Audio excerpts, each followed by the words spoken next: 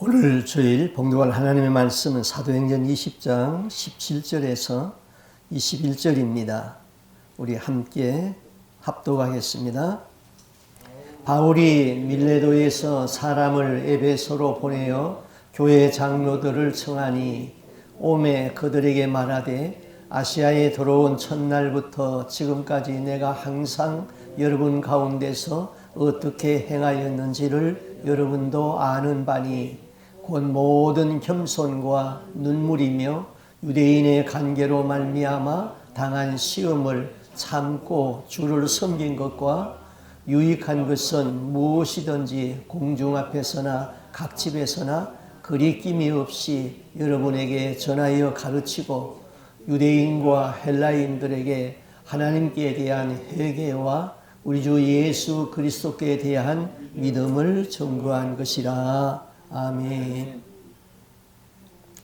자, 우리가 아는 대로 바울이 세계 전도 여행을 1차, 2차, 3차까지 했다고 그랬습니다.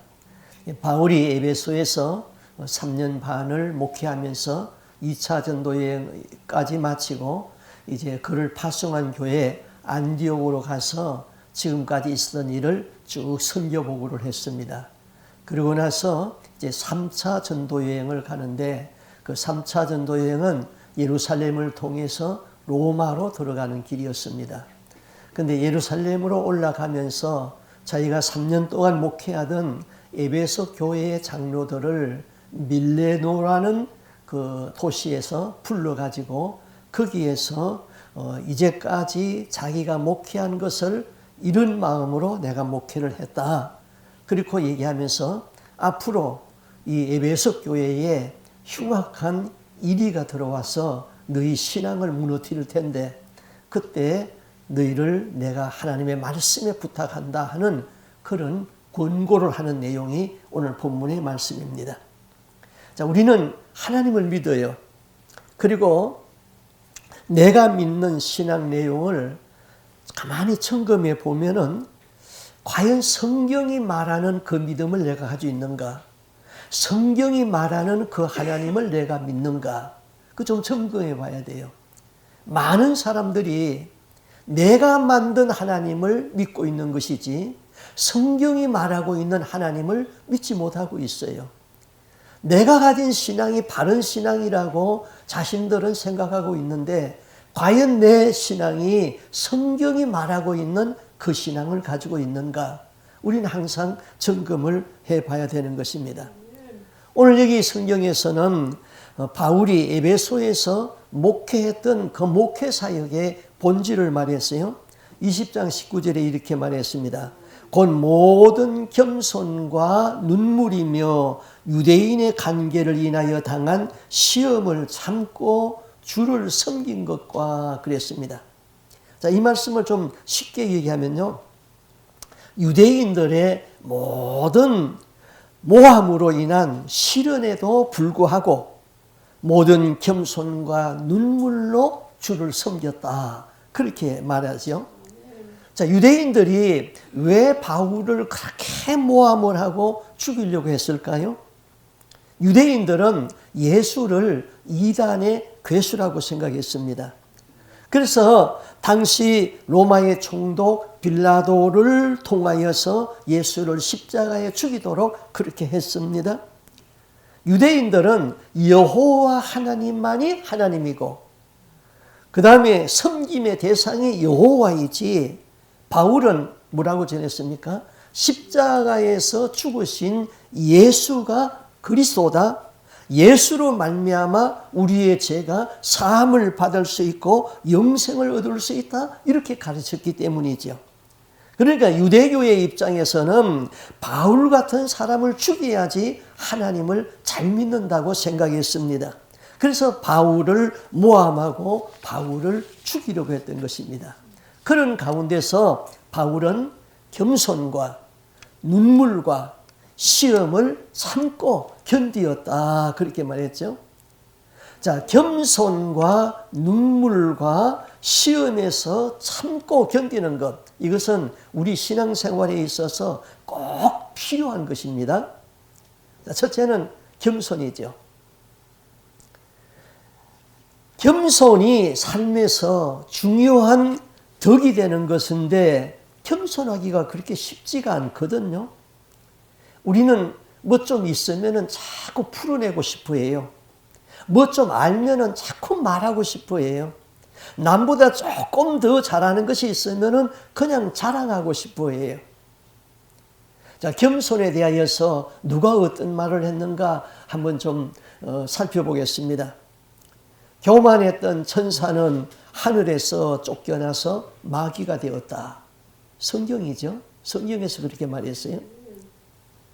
칭찬을 받을 때가 아니고 꾸지람을 들었을 때에 그때에 겸손함을 잃지 않는 사람이야말로 겸손한 사람이다. 폴이라는 사람이 말했습니다. 안토니는 기도하다가 영계를 보았는데요. 영안으로 온 세상을 보니 마귀가 온 땅 위에 편 거물을 보고 두려워 탄식하기를 누가 능히 이 거물을 벗어날 수 있겠는가 하니 한 천사가 대답하기를 겸손한 자만이 이 마귀의 거물에서 벗어날 수 있다. 마귀가 두려워하는 것은 오직 겸손이고 하나님이 가장 미워하는 것은 교만이다. 정말 영적인 말인 것이죠. 불손한 사람은 선심을 쓰고도 욕을 먹는다. 그러나 겸손한 사람은 돈이 없어도 무엇이든지 구할 수 있다. 숯불이 재로 묻지 아니하면 곧 사라지는 것 같이 오름의 빛이 크나 겸손으로 덮지 못하면 곧 소멸된다. 겸손한 자는 남을 비판하지 아니하고 또한 사람 비판하는 소리를 듣기를 좋아하지 않는다 그랬습니다. 군부대에서 교회에 그 장군이 열심히 교회에 출석했습니다. 그런데 새로 부임한 군목이 중이죠. 열심히 교회 일을 하는 것을 보고 감동을 받고 그 군목에게 이렇게 말했습니다. 무엇이든지 나한테 부탁할 것이 있으면 부탁을 하게 내가 성심껏 도와주겠네 그랬습니다. 그랬더니 군목이 그 자리에서 기다렸다는 듯이 이렇게 말했습니다. 장군님, 주일날 30분 일찍 교회에 나오십시오. 교회 나올 적에 사복을 입지 말고 정복을 입고 나오십시오. 그리고 교회에서 주보를 우리 군병사들에게 나누어 주십시오. 자, 이 장군에게 부탁하려면 그에게 좀 걸맞는 것을 부탁해야 되는데 이게 교회에 일찍 나와서 주보 돌리는 일을 해달라는 거예요. 자, 군대에서 장군이 얼마나 높은지 이 군대 갔다 온 사람들은 알죠? 자, 1등병과 2등병 사이에 계급 하나 차이인데요. 그 군기가 아주 굉장합니다. 자, 1등병, 2등병, 상병, 그 다음에 병장, 하사, 중사, 상사, 소위, 중위, 대위, 소령, 중령, 대령, 그 위에 장군이란 말이에요. 그 장군한테 부탁하려면 그 장군에게 걸맞는 걸 부탁해야지. 교회에 일찍 나와가지고 추보 나눠 잘 달라. 참 장군은 군대에서는 별과 같은 존재죠. 그런데 이 장군은 아무런 일 없는 듯이 투스타 장군이 별을 달고 30분 일찍 교회에 왔습니다. 그리고 군목에 요구한 대로 정복을 입고 나와가지고는 사병들에게 거수경례를 하면서 주보를 나눠주었습니다. 자, 장군이 주일날 교회에 나와서 안내를 하면서 사병들에게 경례를 한다는 소문이 나니까 교회는 군인들이 모여들기 시작했습니다. 나중에는 앉을 자리가 없어서 서서 예배를 드리게 되었습니다. 사병들은 말하기를 우리 오늘 장군에게 격리 한번 받으러 가자 하면서 교회로 몰려와 버렸어. 참 그 장군은 정말로 겸손한 장군이었습니다. 우리가 겸손하면은 돋보이고 겸손하면은 모든 사람이 존경하고 겸손하면은 하나님의 은혜가 그 위에 머무는데 반대로 교만하면은 욕먹고 교만하면은 다 망하는 것 아는데 왜 겸손이 그렇게 안 될까요? 그러면은 우리를 겸손하게 하는 그 원동력이 뭘까? 겸손의 원동력은 십자가의 능력이고 하나님의 말씀이 우리를 겸손하게 한다 그랬습니다.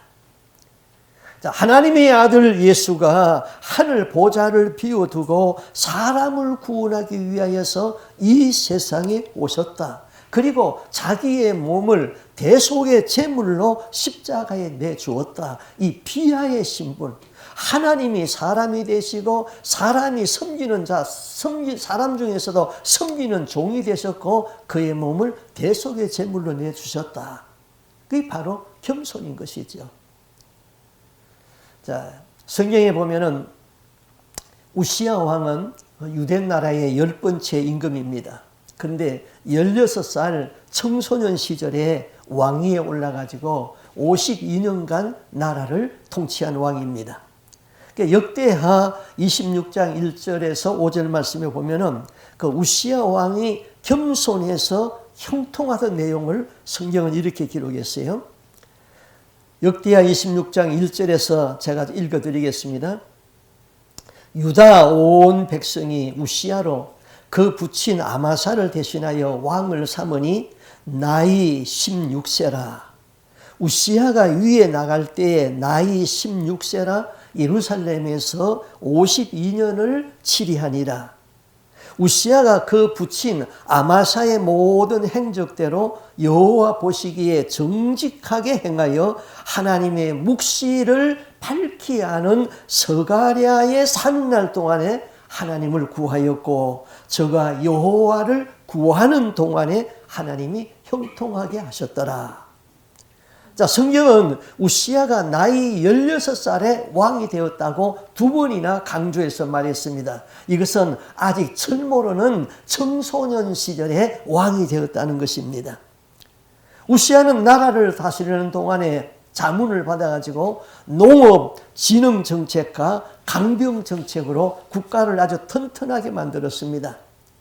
많은 저수지를 개발해가지고 낮은 지대에서는 목축업을 하게 하고 비옥한 땅에서는 농사를 짓게 하고 산간지대에서는 포도나무를 심게 해가지고 경제 부흥을 일으켰습니다. 그러면서 동시에 강병책을 써가지고는 새로운 무기와 전술을 개발하고 전국에 요사화된 망대를 세웠습니다. 우시야가 나라를 다스리는 동안에 주위 여러 나라와 전쟁을 했습니다. 블레셋, 아라비아, 암몬 이런 나라와 전쟁을 해가지고 승리를 하고 암몬 나라에서부터 조공을 받아들였습니다. 세력이 막강해져가지고 멀리 애굽에까지 이제 명성을 떨쳤습니다. 우시야가 청소년 시절에 왕이 되었습니다마는 그가 다스리는 나라가 이렇게 강하여지고 모든 일이 형통한 것은 성경은 이렇게 말씀했습니다. 하나님의 말씀을 밝히 하는 스가랴 선지자가 그에게 자문하였기 때문이다. 선지자 스가랴는 하나님의 뜻을 왕에게 알려주었습니다. 스가랴는 우시야로 하여금 오직 하나님만을 구하고 하나님을 의지하고 하나님의 공의와 성실로 백성을 다스리도록 자문을 해 주었습니다. 그래서 성경은 이렇게 기록했죠. 우리 성경을 한번 같이 읽어볼까요? 역대하 26장 5절입니다. 같이 읽습니다. 하나님의 묵시를 밝히 하는 스가랴가 사는 날에 하나님을 찾았고 그가 여호와를 찾을 동안에는 하나님이 형통하게 하셨더라. 이 짧은 한마디 성경은 깊은 뜻을 교훈하고 있죠.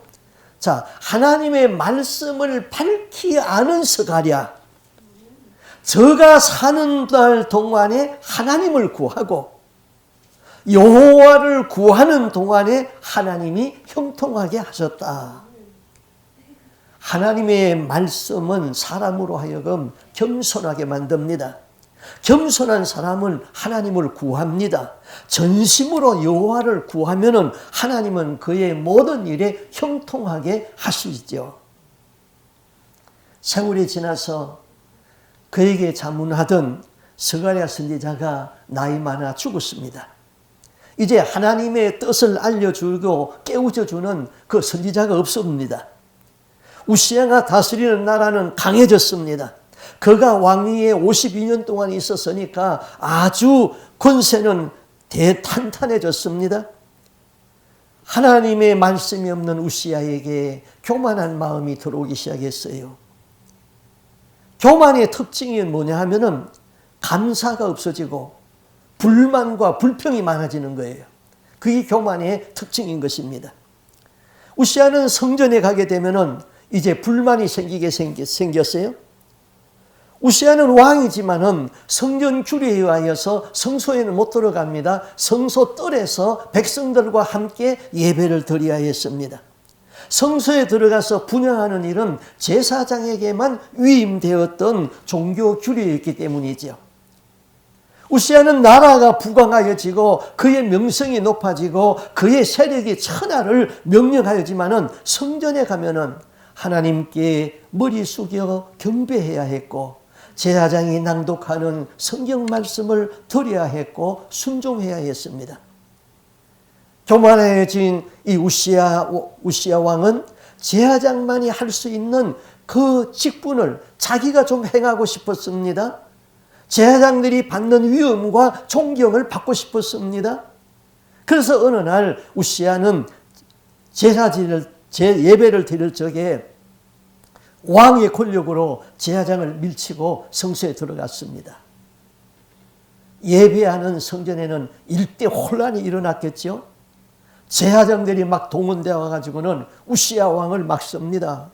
우시야요, 이 일은 왕이 하는 일이 아닙니다. 하나님이 이런 일을 하면은 기뻐하지 않습니다. 제사장들이 왕을 가로막았습니다. 그렇지만 우시야는 왕의 권력으로 성소에 들어갔습니다. 그 성소에서 분향하고 할 적에 다시 제사장들이 들어가가지고 또 막았습니다. 이 일은 하나님이 기뻐하는 일이 아닙니다. 나가십시오. 우시야가 그 순간에 제사장들에게 화를 냈습니다. 우시야가 화를 내니까 하나님이 우시야에게 진노하셨더라 그랬습니다. 그 순간에 우시야의 이마에 문둥병이 생겨버렸어요. 하나님이 치시는 것을 우시야도 알았고 제사장들이 보니까 금세 이마에 허옇게 썩어갑니다. 그래서 이 부정한 왕을 밖으로 쫓아내버렸습니다. 우시야는 밖에 나와가지고 온 몸에 문둥병이 들어가지고 왕궁에 들어가지도 못하고 별궁에서 거하다가 자기 왕위를 자기 아들에게 물려주고 그는 문둥병으로 죽었습니다. 우시야 왕이 하나님의 말씀을 간직했을 적에는 겸손했고 또 겸손한 적 하나님은 그를 세계 강국으로 세워주었습니다. 하나님의 말씀이 우시야를 겸손하게 만들었지요. 우시야는 하나님의 말씀을 아는 멘토가 없어졌을 적에는 그만 그는 교만으로 인하여서 문둥병으로 생을 마감하게 됩니다. 우시야가 시종여일하게 하나님의 말씀을 가까이 하고 겸손했으면 얼마나 좋았겠습니까? 겸손으로 시작하였다가 교만함으로 망한 우시야의 생애가 아쉬웠지요. 하나님의 말씀은 우리를 겸손하게 합니다. 십자가는 하나님이 인간을 위하여서 대신 죗값을 치르신 낮아짐이고 겸손인 것이지요. 겸손하여서 여호와를 구하면 형통하고 교만하여서 하나님의 뜻을 거역하면 망하는 법입니다. 겸손은 비굴함이 아닙니다. 겸손은 용기 없음이 아닙니다. 겸손은 실력이 없음이 아닙니다. 실력은 높이고 자세는 낮추는 연습을 해야 되는 것이지요. 에베소에서 바울의 목회는 오직 모든 일에 겸손으로 일관했다. 그렇게 정의하고 있습니다. 그 다음 바울은 눈물이라고 그랬습니다. 바울에게는 하나님의 나라에 대한 눈물이 있었어요. 오늘 우리의 마음이 메말라지고 눈물이 말라가는 것, 이게 문제예요. 하나님이 기뻐하는 세 가지 눈물이 있다 그랬어요. 첫째는 회개의 눈물입니다. 회개 없이는 하나님의 나라에 들어갈 수가 없습니다. 그러나 어떤 죄라도 회개하면은 참회의 눈물을 흘릴 적에 하나님은 그 죄를 씻어주십니다. 눈물은 마음이 순수한 자의 것입니다. 하나님은 그 눈물의 기도를 물리치지 않습니다. 하나님은 눈물로 하나님을 찾는 자를 만나주십니다. 찬양할 적에 감동의 눈물이 있습니다.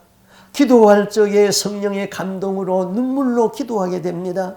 말씀을 들을 적에 그 말씀을 묵상하면서 가슴에 와 닿으면 눈물이 나오게 되어 있는 것이지요. 그 다음 영혼을 불쌍히 여기는 눈물입니다. 사람의 영혼을 불쌍히 여기고 저 영혼이 지옥에 가면 안 되는데 그 마음이 있어야 됩니다. 우리가 잘 아는 무디, 미국을 각성시킨 유명한 사람이죠. 그 무디의 생애를 기록한 데일이라는 사람이 무디에 대하여서 이렇게 말을 했습니다. 나는 지옥에 관하여서 설교할 수 있는 자격이 있는 사람은 무디밖에 없다고 생각한다. 그는 지옥에 관하여서 설교를 할 수 있는 유일한 자격을 갖춘 사람이다. 왜냐하면 무디는 지옥에 관한 설교를 한 번도 제대로 끝내본 일이 없기 때문이다. 이게 무슨 말이에요? 무디는 지옥에 관하여서 설교를 할 적에 지옥에 가는 영혼들이 너무나도 불쌍해가지고는 눈물이 흘러나가지고는 그 눈물 때문에 더 이상 지옥에 대하여서 설교를 못했다는 것이지요. 정말로 지옥에 가면 안 돼요. 우리의 영이 죽으면 없어지는 것이 아니에요. 천국 아니면 지옥을 가요. 지옥에 가는 영은 마귀가 무수한 고문을 하는데 그 고문을 견뎌낼 수가 없어요. 그 고문이 영혼에서 영혼으로 이어지는 거예요. 그것을 무디는 환상 중에서 지옥을 보았기 때문에 설교를 할 적마다 지옥을 설교를 하면은 눈물이 나가지고는 그 영혼들이 불쌍해가지고는 설교를 제대로 못했다는 것이지요. 우리는 영혼을 사랑하는 눈물이 우리에게 있어야 되는 것입니다. 세 번째는 사명의 눈물이 있어야 됩니다. 얼마 전에 은퇴한 오프라 win프리, 여러분 흑인 여성이지요. 다 잘 알고 있죠. 그녀의 엄마가 18살 때에 19살 되는 백인 청년에게 강간을 당하여서 오프라 win프리를 낳았습니다. 그녀는 할머니의 손에서 길리움을 받았습니다. 그런데 9살 때에 그의 사촌에게 또 강간을 당해가지고는 집에서 버려졌습니다. 그녀는 어느 목사님 차고로 도망을 갔고 목사님의 도움을 받아서 그는 학교에서 공부를 할 수가 있었습니다. 그는 고아로 성장했습니다. 남보다 많이 고생을 했습니다. 그러나 그는 하나님을 가까이 하는 신앙이 있었습니다. 그녀가 TV 토크쇼의 담당자로서 한마디씩 던지는 말들은 사람들의 마음에 선한 감동을 주었습니다. 미국의 124개 TV에서 그녀의 토크쇼를 방영할 적에는 매일 2천만 명 이상이 그녀의 토크쇼를 시청을 했습니다. 그녀의 말 한마디는 사람들에게 영향력을 끼쳤던 것입니다. 그녀가 어느 날 토크쇼를 하면서 이렇게 말했습니다. 내가 어제 양로원에 갔더니 할머니 할아버지들이 추위에 떨고 있더군요. 그 말 한마디에 수십억의 헌금이 들어왔습니다. 그녀의 말 한마디는 미국을 움직였습니다. 그녀가 이렇게 4가지 말을 했어요. 첫째, 남보다 많이 가진 것은 축복이 아니라 사명이다. 두 번째, 남보다 아파하는 것은 고통이 아니라 사명이다. 그녀는 남보다 아픔이 많은 혼혈아로 태어났습니다. 그 아픔으로 혼혈아를 돌보아 주는 기관을 설립했습니다. 고아로 자랐기 때문에 혼자 있을 때에 고독을 합니다. 그래서 고아원을 세웠습니다. 세 번째, 남보다 가슴 설레이는 것이 있다면 그것은 망상이 아니라 사명이다. 우리가 늙어도 가슴 설레임이 있으면 젊은이입니다. 젊어서도 가슴 설레임이 없으면 늙은이인 것입니다. 네 번째, 그는 이렇게 말합니다. 남보다 부담이 되는 것은 강요가 아니라 사명이다. 그는 약속 시간에 쫓기면서 가다가 길거리에 있는 고아를 보면은 차를 돌려가지고 다시 와서 그 고아를 자기 차에 태워서 자기가 설립한 고아원에다가 갖다 맡기고 약속한 장소에 갔습니다. 그늘진 곳에 돈을 보내야지 사명입니다. 선교사들에게 돈을 보내야지 사명은 억지로 하지 않습니다. 성령이 임재 있는 곳에 신학교를 세워서 주의 종들을 길러내야지 부담이 아니라 사명인 것입니다. 우리는 하나님이 나를 통하여서 이루시기를 원하는 그 일을 이룰 수 있는 능력이 모자랍니다. 그러므로 하나님 앞에 눈물로 기도해야 되는 것이지요. 세 번째는 시험에서 참고 견디었다 그랬습니다. 자, 우리가 신앙생활하면서 시험이 없는 사람이 있습니까? 두 가지 시험이 있어요. 마귀도 우리를 시험하고 하나님도 우리를 시험한다 그랬어요. 하나님의 시험은 우리에게 하나님이 주시고자 하는 복을 받을 수 있는 그릇이 되었는가 안 되었는가 그걸 시험하는 겁니다. 그 시험에서 합격하면은 그 다음 차원으로 복이 자꾸 쌓여지는 것이죠. 그 시험에서 미끄러지게 되면은 거기서 끝나는 것, 거기서 스탑입니다. 그러나 마귀의 시험은요, 우리를 무너뜨리려는 것이죠. 우리의 신앙을 무너뜨리려는 것이죠. 하나님은 우리를 더욱 성장시키기 위해서 시험합니다. 마귀의 시험은 우리를 무너뜨립니다. 그 시험에서 여러분이 참고 이겼기 때문에 오늘 여기까지 온 것이에요. 그 시험에서 무너진 사람들은 교회를 떠났습니다. 받을 복을 놓쳤습니다. 건드리면은 눈물 나지 않는 사람이 있나요? 물으면은 사연이 없는 사람이 있습니까? 살펴보면은 고민이 없는 사람이 있습니까? 시험이 없었던 사람도 없었고 시험이 없었던 시대도 없었습니다. 그리스도인이든 비그리스도인이든 시험과 시련은 있게 마련인 것입니다. 우리 모두에게 고난과 시험에서 색깔은 달라도 고난의 형태는 다 다를지라도 경건하게 살고자 하는 모두에게 핍박이 있고 고난이 있고 시험이 있습니다. 만약에 내가 그리스도임에도 불구하고 내 생활 속에는 전혀 핍박이 없고 시험이 없고 눈물이 없다면 자신에게 이렇게 한번 질문해 볼 필요가 있습니다. 나는 적당히 세상과 타협하면서 살아가고 있지 않는가? 나를 통하시고 나를 통하여 이루시고자 하시는 하나님의 뜻이 제대로 이루어져 가고 있는가? 그걸 물어봐야 되죠. 사도 베드로는 시련과 연단, 시험을 이렇게 말했죠. 베드로전서 1장 7절 한번 같이 읽어보겠습니다. 너희 믿음의 확실함은 불로 연단하여도 없어질 금보다 더 귀하여 예수 그리스도께서 나타나실 때에 칭찬과 영광과 존귀를 얻게 할 것이니라. 불로 연단하는 시련이라고 그래요. 시험이라고 그랬어요. 불은 금을 연단하지요. 우리가 시험을 받는 기간은 힘들어요. 참기 힘들어요. 괴로워요. 그러나 그 시험을 받는 기간 중에 순금과 찌꺼기를 구분해내는 것입니다. 진짜와 가짜를 구별하는 것입니다.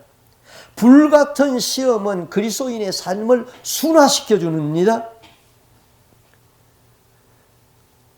하나님은 순수한 금을 원하는 것이죠. 24K가 순금이라고 그러죠.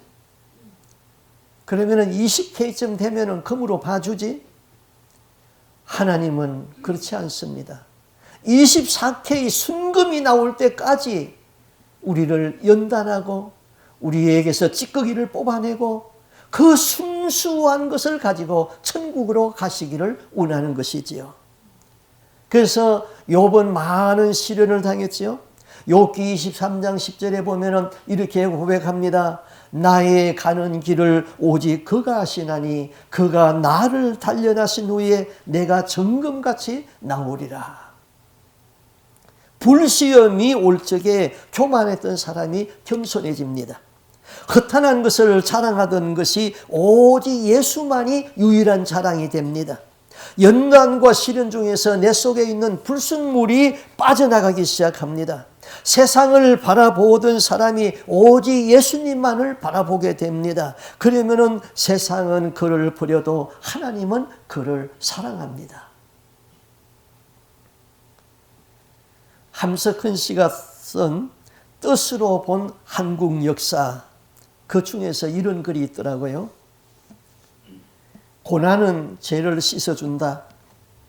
고난은 인생을 씻어 깨끗하게 한다.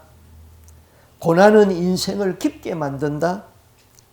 이마 위에 주름살이 생길 때에 마음속에 깊은 지혜가 생기고 살을 뚫는 상처가 깊을 때에 영혼에서 솟아나오는 향기가 높다.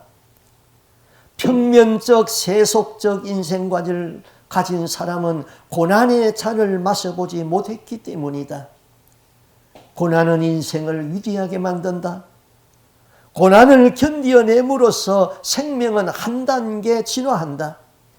핍박을 받음으로써 오히려 상대방을 포옹하는 관대함이 생기고 궁지의 형벌을 참음으로써 자유와 고귀함을 얻을 수 있다. 개인에게나 민족에게나 위대한 성격은 고난의 선물이다. 함석헌 선생은 인생과 역사를 고난을 본질로 이해했던 것입니다. 역사의 본질을 고난으로 이해했습니다. 사람은 누구나 다 크고 작은 고난을 체험합니다. 대개의 사람들은 그 고난을 불행으로 생각하기 마련입니다. 그러나 함석헌 씨는 그 고난을 불행으로 생각하지 아니하고 위대한 인물, 위대한 민족을 만들어내는 하나님의 선물이라고 설명을 했습니다. 성경 로마서 8장 17절에도 이런 같은 말씀이 있습니다. 자녀이면은 또한 후사, 하나님의 후사요 그리스도와 함께 후사니 우리가 그와 함께 영광을 받기 위하여 고난도 함께 받아야 될 것이니라. 하나님은 우리에게 고난 대신에 영광을 주시는 하나님이 아닙니다.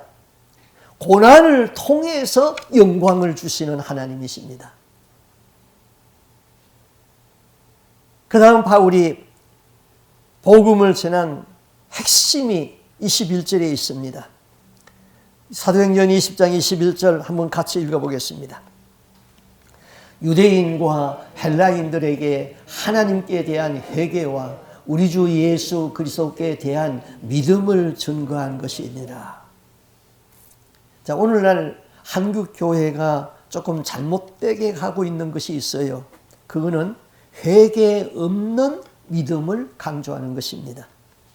예수님은 회개하라 천국이 가까웠다 그랬습니다. 회개 없는 천국은 없습니다.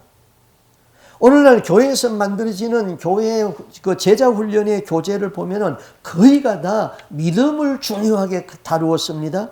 그런데 회개를 중요하게 다룬 교재가 없습니다. 예수를 입으로 시인하고 마음으로 영접하면은 구원을 받는다는 그 교리는 확립시켰습니다. 그래서 로마서의 말씀을 이렇게 인용하지요. 로마서 10장 10절에 사람이 마음으로 믿어 의에 이르고 입으로 시인하여 구원에 이르느니라. 이 말씀을 쉽게 구원론에 적용을 합니다. 내가 마음으로 주님을 믿습니다. 그리고 입으로 주님을 시인합니다. 그러므로 나에게는 구원이 있습니다. 나는 천국에 들어갈 수 있습니다. 그렇습니까? 바울이 로마서에서 말씀한 이 말씀은 당시의 역사적 배경에서 이해를 해야 됩니다. 당시는 로마 시저가 주였습니다. 시저 황제가 주는 하나님이라는 뜻이에요. 주인이라는 뜻이에요. 그래서 사람들이 가면서 서로 부딪히면 인사를 합니다. 이렇게 인사합니다. 시저가 주님이십니다. 그러면 이쪽에서 대답은 예, 그렇습니다. 시저가 주님이십니다. 그렇게 대답을 해야 됩니다. 그런데 그리스도인들이 가다가 사람들이 만나서 인사를 합니다. 시저가 주님이십니다. 그러면 그리스도인들은 예수가 주님이십니다. 이렇게 대답이 돼요. 그러면 그 사람은 체포돼 가지고 사자굴에 넣든지 아니면은 태형을 맞든지 형벌을 받아야 되는 것이죠. 그때는 마음으로 믿어 입으로 시인하여 구원을 받습니다. 예수님만이 주님이십니다 하고 입으로 시인하는 그 순간 생명과 바꾸는 것이에요. 그런데 이 말씀을 그냥 쉽게 우리의 삶에서 입으로 시인하고 마음으로 믿는다고 나는 천국이다? 아니에요. 폴리갑은 주님을 위하여서 충성하다가 순교한 서머나 교회의 초대 감독이었습니다. 그가 AD 150년 2월 22일에 숨어있는 곳에서 로마의 군인들에게 붙잡혔습니다. 그는 군인들에게 잡힌 후에 이렇게 부탁을 했습니다. 나에게 정리할 시간을 주시오. 2시간이면 됩니다. 그는 1시간 동안에는 그가 없는 교회를 앞으로 어떻게 이끌어 갈 것인가를 사람들에게 일러주었고 남은 1시간 동안은 한 영혼을 위해서 열심히 기도하고 총독 앞으로 끌려갔습니다. 총독이 폴리갑을 보니 기독교 무리의 괴수라고 하나 그는 80이 넘은 노인에 불과했습니다. 그래서 처근한 마음이 들었습니다. 그에게 은총을 베풀었습니다. 영감님, 당신에게 은총을 베풀 터이니 지금 이 시간 시저가 주님이십니다. 이 말 한마디만 하세요. 석방하겠습니다. 그때 폴리갑이 이렇게 대답합니다. 내가 86세로 지금까지 살아오는 동안 우리 주님은 한 번도 나를 부인하신 적이 없습니다. 그런데 내가 조금 힘들다고 어떻게 우리 주님을 부인할 수 있습니까? 총독이 조금 기분이 나빠졌습니다. 화가 났습니다. 당신은 저 보호하는 맹수가 두렵지도 않습니까? 맹수가 내 육체는 물어뜯을지 모르나 내 영혼은 맹수의 이빨이라도 조금도 상처낼 수가 없습니다. 그 다음 총독이 다시 이렇게 말합니다. 사자의 굴이 무섭지 않다면 당신에게 화형을 시키겠소. 폴리갑이 이렇게 대답합니다. 잠시 타다가 꺼질 불꽃 때문에 영원히 타는 불을 어찌 잊을 수가 있겠소. 총독은 영원히 타는 지옥불을 생각하시오. 그는 마지막에 장작더미 위에 올려졌습니다. 밑에서 불을 붙입니다. 그는 마지막에 이렇게 기도합니다. 주여, 지금 당신의 고난의 잔치에 참여하게 된 것을 감사합니다. 주여, 저들의 하는 짓을 용서하여 주시옵소서. 그리고 그는 화형을 당했습니다. 이런 환경에서 예수를 마음으로 믿고 입으로 주라고 시인하면 구원입니다. 생명과 직결된 한마디, 예수는 주님이시다. 우리 신앙이 날마다 깊이 회개하는 삶, 예수 그리스도만이 나의 구원주가 되시는 주로 고백하십시오. 우리의 삶의 겸손은 지고한 삶의 목표로 정하십시오. 말이 겸손하고 행동이 겸손하고 겸손한 자세를 지니고 사십시오. 항상 회개하는 눈물, 사명의 눈물이 있고 기도가 살아있는 삶을 사십시오. 그리고 시험은 누구나 다 있습니다. 그 시험에서 옳다 인정함을 받고 약속한 복을 받으시기를 주님의 이름으로 축복합니다. 아멘. 기도하겠습니다.